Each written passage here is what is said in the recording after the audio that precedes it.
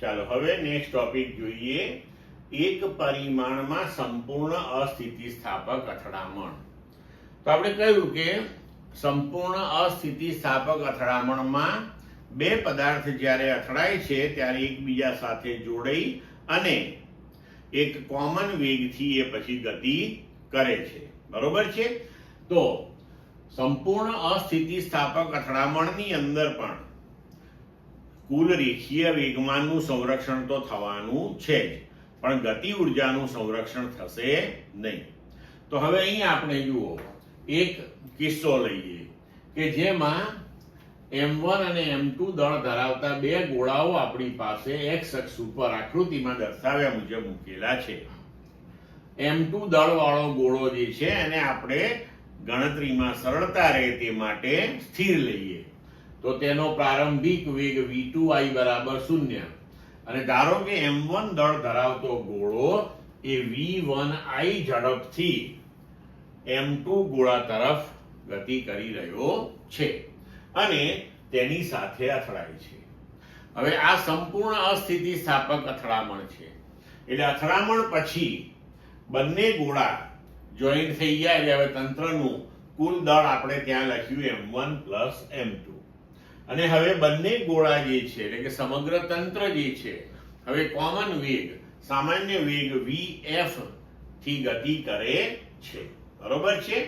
તો અથડામણ બાદ બંને કણો ચોંટીને v1i ની દિશામાં જ સંયુક્ત vf ઝડપથી ગતિ કરવા લાગે છે.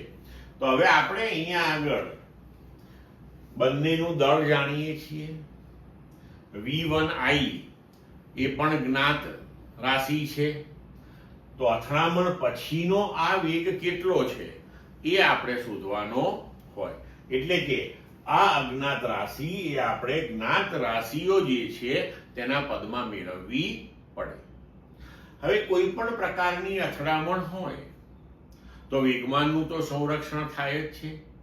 તો વેગમાનનું સંરક્ષણ થતું હોવાથી આપણે લખી શકીએ કે તંત્રનું પ્રારંભિક વેગમાન તો કે m1 v1i વત્તા m2 v2i એના બરાબર તંત્રનું અંતિમ વેગમાન તો કે m1 v1f plus m2 v2f, કારણ કે m1 m2 બંને સેમ વેલોસિટી થી ગતિ કરી રહ્યા છે. હવે v2i અહીંયા શૂન્ય છે તો આપણે લખી શકીએ કે m1 v1i બરાબર m1 plus m2 into vf. હવે અહીં આપણે vf ને સૂત્રનો કરતા બનાવીએ તો જુઓ, vf બરાબર m1 upon m1 plus m2 into v1i, એટલે કે આપણને હવે અથડામણ પછીનો તંત્રનો વેગ મળી ગયો.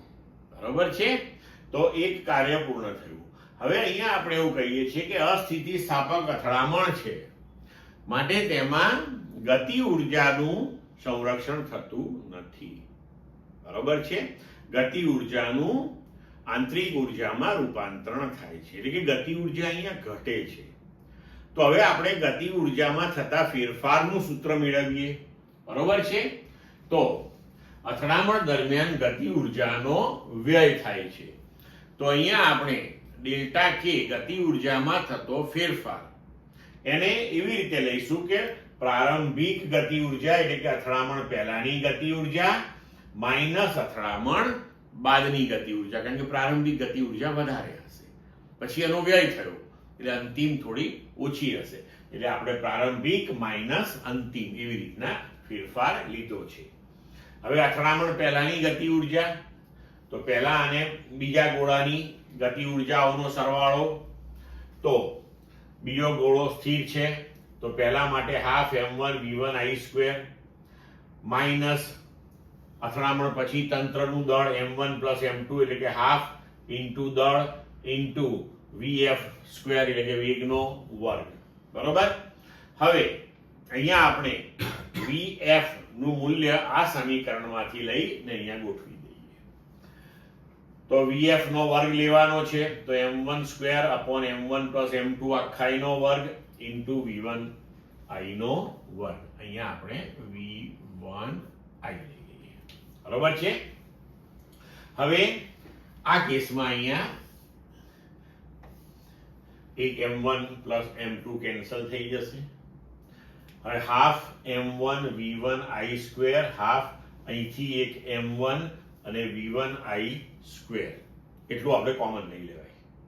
તો હવે જુઓ, half m1 v1 i square common લીધું, અહીંયા એક m1 બચ્યો અને નીચે m1 પ્લસ m2. હવે અહીં આપણે m1 પ્લસ m2 ને લસા લઈ લઈએ, તો half m1 v1 i square m1 plus m2 minus m1 upon m1 plus m2. તો અહીંયા આપણે હવે m1 કેન્સલ કરી શકીએ. તો હવે આપણું સૂત્ર થઈ ગયું, ગતિ ઉર્જાનો વ્યય બરાબર half m1 m2 upon m1 plus m2 into v1 i square. Clear મિત્રો?